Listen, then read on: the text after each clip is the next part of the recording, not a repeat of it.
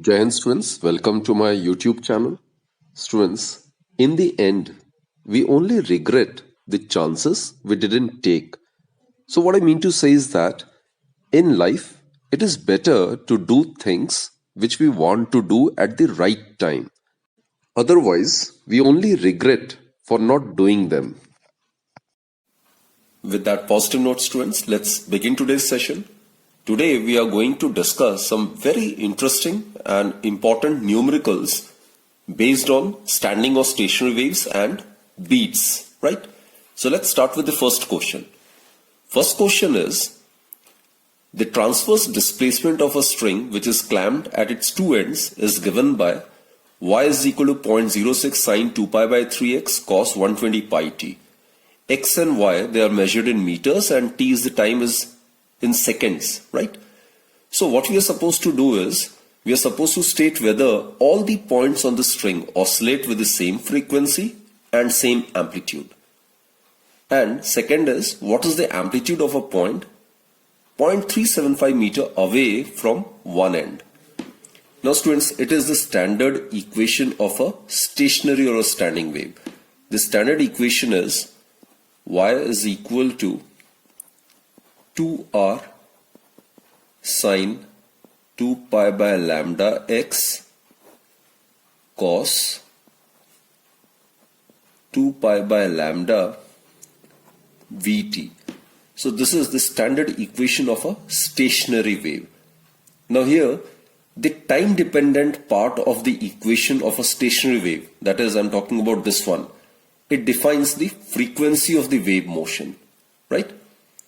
And this part, students, this part in the given equation is independent of x. So therefore, we can safely conclude that the frequency of all the points on the string is same. So this part which is dependent on time and is independent of x, this part defines the frequency of the wave. It defines the frequency of the wave. And it depends only on time and it is independent of position.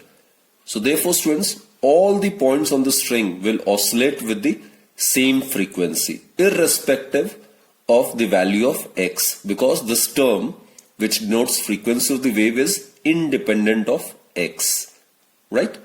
So frequency of oscillation of all the points on the string would be same. So the answer of the first part is frequency of oscillation of all the points on this string is same, as it is dependent only on t and is independent of x, right? Now regarding amplitude, students, the amplitude of the stationary wave, this one, this is the amplitude. So for the second part, the amplitude of the stationary wave, it is 2r sine 2 pi by lambda x. This represents the amplitude. It is time independent, but it is dependent on position. Therefore students, obviously amplitude of all the points on the string is not same, as it is dependent on x and it is independent of time. So therefore, due to the fact that amplitude depends on x, therefore all the points on the string will have different amplitude, right? So amplitude will be different. Amplitude of all the points on the string is not same. Therefore, amplitude of all the points on the string is not same, as it depends on x and it is independent of t, right? Now let's seek the solution of the B part. What is the amplitude of a point 0.375 meter away from one end. Now we are aware amplitude, as I've stated, this time independent portion, this represents the amplitude of the stationary or the standing wave. So amplitude is twice r sine 2 pi by lambda into x, right? So it is twice r sine 2 pi by lambda x. Now let's substitute this value. So this is representing the amplitude, isn't it? Compare it with the standard equation. So this represents the amplitude, this entire term. So it is 0.06 sine 2 pi by 3. In place of x, we need to write 0.375. 0.375. So that will give us 0.06 sine. Now 2 pi by 3 multiplied by 0.375. So this will give you 0.125, isn't it? 2 pi into 0.125. That will give us sine pi by 4. Right? Now sine pi by 4, it is sine 45 degree. It is 1 by root 2. So it is 0.06 into 1 by root 2. So therefore, amplitude of a point which is 0.375 meter away from the origin or from one end is given by 0.06 multiplied by 1 by root 2 is 0.707. So when you solve it, it will be about 0.402, and in SI it would be in meters. X is given to be measured in meters, so amplitude will also be in meters. Now let's concentrate on the second question. A stressed wire emits a fundamental note of 256 Hz. Now keeping the stretching force constant and reducing the length of the wire by 10 cm, the frequency is found to become 320 Hz. We are supposed to find out the original length of the wire. So students, the fundamental frequency, the fundamental note means the fundamental frequency is given by, and here we are talking about the case of a stressed wire. So fundamental frequency, which is the fundamental note, it is given by, this is the formula, it is 1 by 2L square root of T by M. T is the tension, isn't it? And M is the mass per unit length, right? So over here, what is given is the fundamental note is given to be 256 Hz. That is 256. It is equal to 1 by 2L square root of T by M. Put this as equation number 1. Now students, it's given that on reducing the length of this wire, by 10 cm, the frequency, it becomes 320 Hz. Obviously it is inversely proportional. So on decreasing the length, the frequency will increase. So we are given that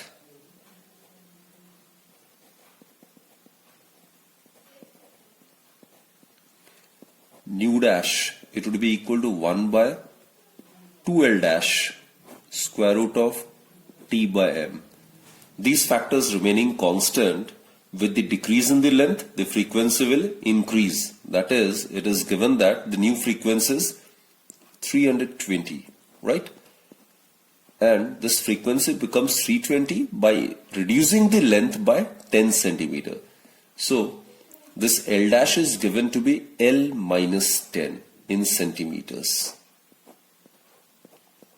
Now what we are supposed to calculate is, we are supposed to calculate the original length of the wire.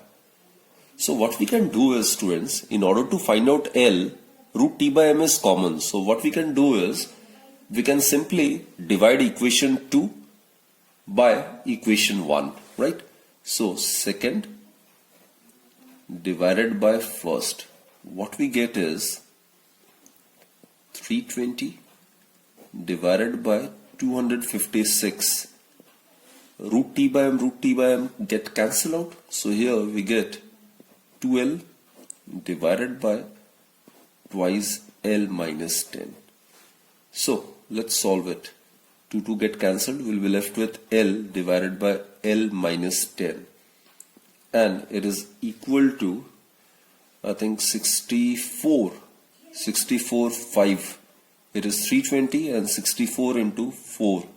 That is 256. So on cross multiplication, what we get is 4l is equal to 5l minus 50, or 5l minus 4l, that is l is equal to 50, and obviously it will be in centimeters. So the original length of the wire is found to be 50 centimeters. Proceeding further, the next question is, the forks A and B, when sounded together, they tend to produce 4 beats per second, right? The fork A is in unison with 30 centimeter length of a sonometer wire, and fork B is in unison with the 25 centimeter length of the same wire at the same tension. We are supposed to calculate the frequencies of the forks, right? So students, here it is given that for fork A,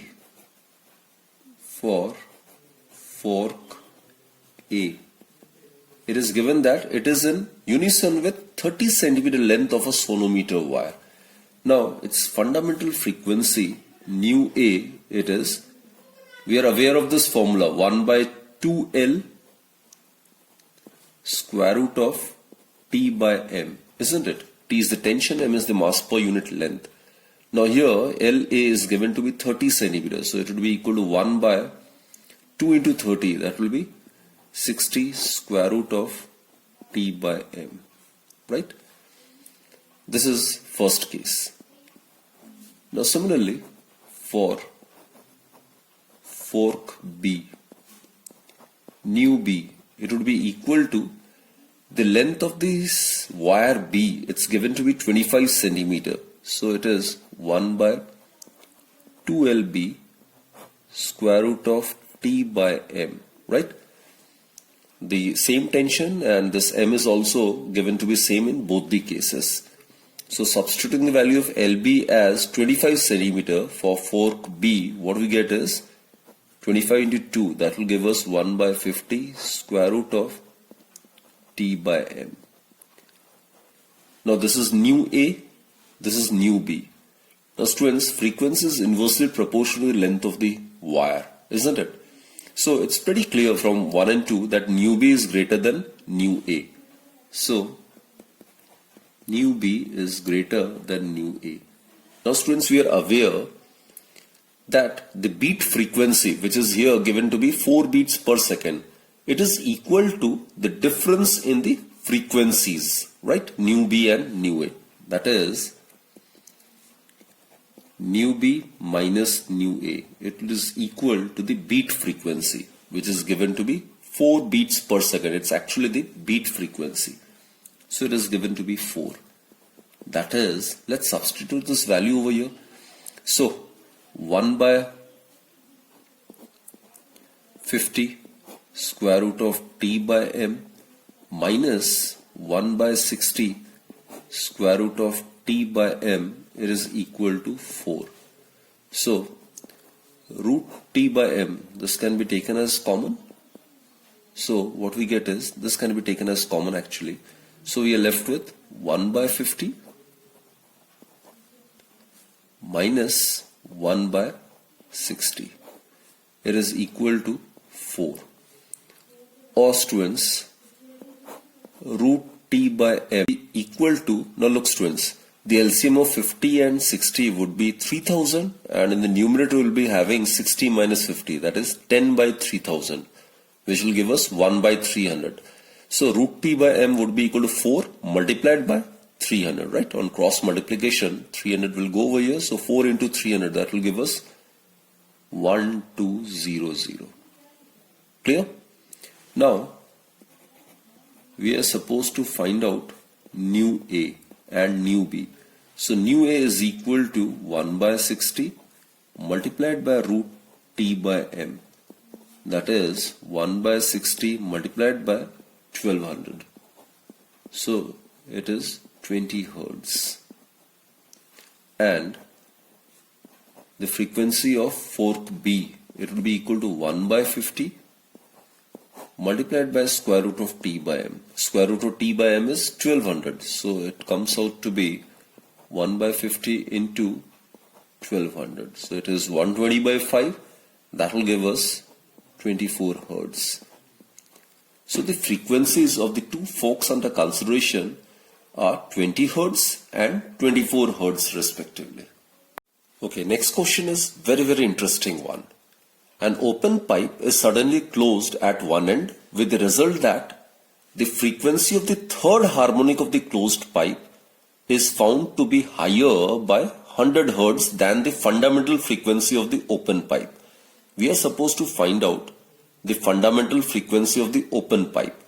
So this is case 1, students. Right? This is case 1, open pipe.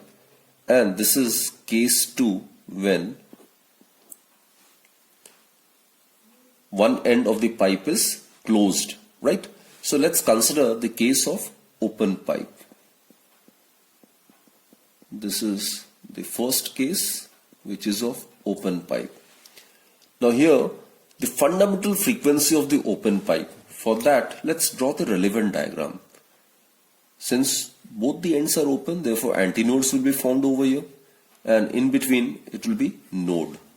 So the diagram for the fundamental frequency or for the fundamental mode of vibration would be like this. Right?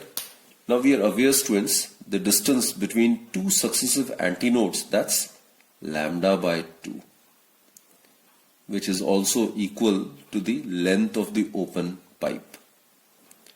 So from the diagram it's pretty clear that lambda by 2 is equal to L. Therefore, frequency, it is equal to V by lambda. So frequency in the case of open pipe, I'm talking about the fundamental frequency. It would be equal to V divided by lambda is 2L. Right? Put this as equation number 1. Now, this open pipe, as per the question, is suddenly closed at one end. Right? It is closed at one end. Now, it will behave as a closed pipe. Now it is found that the frequency of the third harmonic of the closed pipe. Now let's draw the diagram for the third harmonic. As you are aware, students, in case of a closed pipe, it contains only odd harmonics. Right? So third harmonic means first overtone. Right? So in that case, the diagram would be, here obviously it will be antinode, and at the closed boundary it will be node. Right? So diagram would be like this. This is for the third harmonic, or corresponding to n equals to 2, second mode of vibration. Right? So it will have 2 antinodes and equal number of nodes, like this. Now, distance between an antinode and the node is lambda by 4. So lambda by 4, lambda by 4, lambda by 4. So it is actually 3 lambda by 4, which will now be equal to the length of this closed pipe. So in this case, 3 lambda by 4 is equal to L, or L is equal to 3 lambda by 4 obviously, or lambda is equal to 4L by 3. Now frequency in this case is suppose nu dash. It is the frequency of the third harmonic, right, for the second mode of vibration. So it will be V by lambda. So let's substitute this value of lambda. So it will be V divided by lambda is 4L by 3. So it is 4L by 3. So put this as equation number 2. Clear, students? So nu dash is 3V by 4L. So nu dash is the frequency of the third harmonic produced by the pipe which is closed at one end. Clear? Now, and here you can consider this to be lambda dash actually. Lambda dash is the wavelength of the waves produced during this particular case, right? Now, as per the condition, it is given that the frequency of the third harmonic of the closed pipe is found to be higher by 100 Hz than the fundamental frequency of the open pipe. So, as per the condition, as per the question, what we are given is nu dash, this frequency is greater than this frequency by 100 Hz. So, nu dash minus nu, it is given to be 100. So, let's substitute this value. Nu dash is 3V by 4L minus nu is V by 2L. It is equal to 100. Or what we get is, we can take LCM as 4L, so it will be 3V minus 2V. So we will be left with only V, right?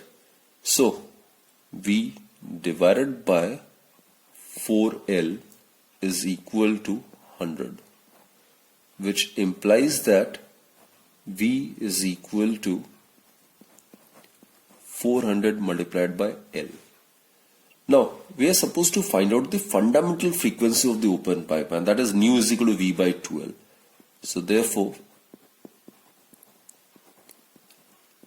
the fundamental frequency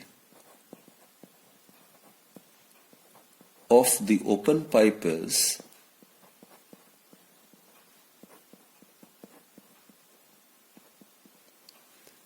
nu, it is equal to V by 2L, right? V divided by 2L. So V, you can substitute the value as 400L divided by 2L. LL get cancelled. So what we get is 400 by 2, that is 200. And SI unit of the frequency is obviously Hertz. So the fundamental frequency of the open pipe is found to be 200 Hertz. The transverse displacement of a string, again which is clamped at its two ends, is given by 6 sin pi by 4x cos 50 pi t, where x and y are in meter and time t is in seconds. The length of the string is given to be 1.2 meter and its mass is given to be 0.024 kg, right? So we are supposed to find out the wavelength, frequency, velocity of the wave and the tension in this string. So these are the four parts which we need to do. Now students, this is the standard equation of a stationary wave, which is actually given by 2r sine 2 pi by lambda x cos 2 pi by lambda vt. This part which is dependent on t and is independent of x, this denotes the frequency, right, of the wave under consideration. While this part which is dependent on x and is independent of time, this represents amplitude of the stationary or the standing wave. Now students, comparing this equation, comparing these two equations, what we do is, the coefficient of x over here is pi by 4. Here the coefficient of x is 2 pi by lambda. Therefore, on comparing, what we get is, on comparing the given equation with the standard one, what we get is 2 pi by lambda. The coefficient of x is 2 pi by lambda. Here the coefficient of x is pi by 4. Right? So pi get cancelled. So lambda, it is equal to 8 meters. So we are able to find out the value of the wavelength of the wave which is produced in this string. It's so very simple, just by comparing it with the standard equation, right? For the students, compare the coefficient of t over here, right? The coefficient of t in the standard equation is 2 pi by lambda into v. Here the coefficient of t is 50 pi. So it is 50 pi. pi get cancelled. So what we get is V, it would be equal to 25 lambda, and lambda, which is the wavelength, is obtained to be 8 meters, right? So 25 into 8, that will give us 200, and SI unit of velocity, it's meter per second. Here x and y are in meter and t in second, so the unit of velocity would be meter per second, right? So we are able to obtain the value of both wavelength as well as the velocity. Now frequency. Frequency, we are aware, it's given by V by lambda. So velocity is obtained to be 200, wavelength is 8, so it will be equal to 25 Hertz, right? So first three parts are over. Now let's find out the tension in the string. Now students, formula for the velocity is also given by square root of T by mu. Mu is the mass per unit length. It is the mass per unit length, which over here would be 0.024. It is given, and length is given to be 1.2 meter, right? That is the mass per unit length. It is given to be, it will be 0.02, and unit would be kg per meter, right? So we need to find out the value of tension. So squaring both the sides, what we get is V square, it would be equal to T by mu, which implies that the tension would be given by mu multiplied by V square. Now mu is the mass per unit length, which is 0.02, and velocity of the wave is 200.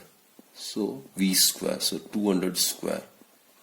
So it would be equal to 0.02 multiplied by 4 into 10 raised to power 4, right? So it will give us 8 multiplied by 10 raised to minus 2 and 10 raised to 4. That will give us 10 raised to 2, or 800 Newton. So the tension in the string is obtained to be 800 Newton. Next one is, a pipe 50 centimeter long is closed at one end. So we are talking about a closed pipe. Which harmonic mode of the pipe is resonantly excited by a 510 Hertz source, and we are supposed to consider the speed of sound as 340 meter per second. So let's write down the given information. The speed of sound wave, it is 340 meter per second. The length of the pipe, that is given to be 50 centimeter.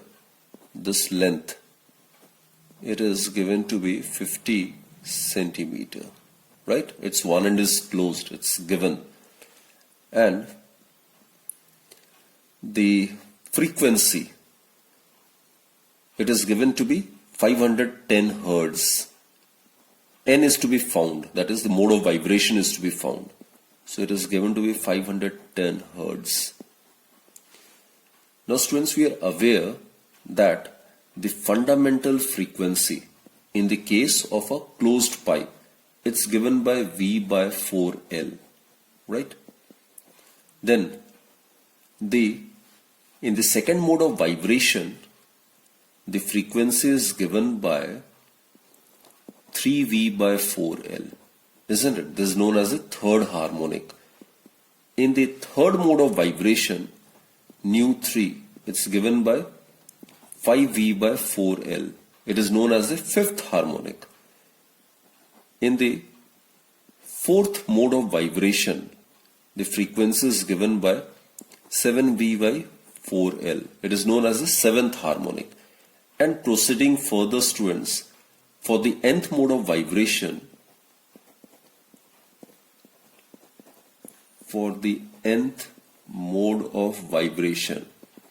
now it's pretty evident that in the case of closed pipe, it contains only odd harmonics. So nu n for the nth mode, it is given by odd. 1 time V by 4L, 3 times V by 4L, 5 times V by 4L, 7 times V by 4L. So it is odd. 2n minus 1. odd integral multiple of V by 4L, right? So this is for the nth mode of vibration. Now what we do is, let's substitute this value, nu n, that is given to be 510, isn't it? So 2n minus 1, velocity of the sound wave, that's given to be 340 divided by 4 times L. L is given to be 50 centimeter. In SI it would be 0.5 meters. Don't forget to convert it in SI, because here all the other values are represented in SI system only. Or rearrange the terms, what we get is 2n minus 1, it would be equal to, it will just cross multiply with 4 multiplied by 0.5 divided by 340, right? So 0.5 is half, so we'll be left with 2. 2 divided by 340 is 170. 510 divided by 170. So it will be 51 by 17. So 17 3s are 51. So we'll be having 3. That is 2n minus 1, it's equal to 3. Which further implies that 2n is equal to 4 or n equals to 2. So therefore, the second mode of vibration of the pipe is excited, right? So students, we have done some very interesting and important numericals in this particular episode, right? Hope you have understood all the concepts involved in these numericals. As I've always stated, practice as many numericals as possible. It is only then you can build up your confidence. So that's it for this particular session, students. Keep watching my videos and stay fit, stay healthy, and always keep smiling. Thank you.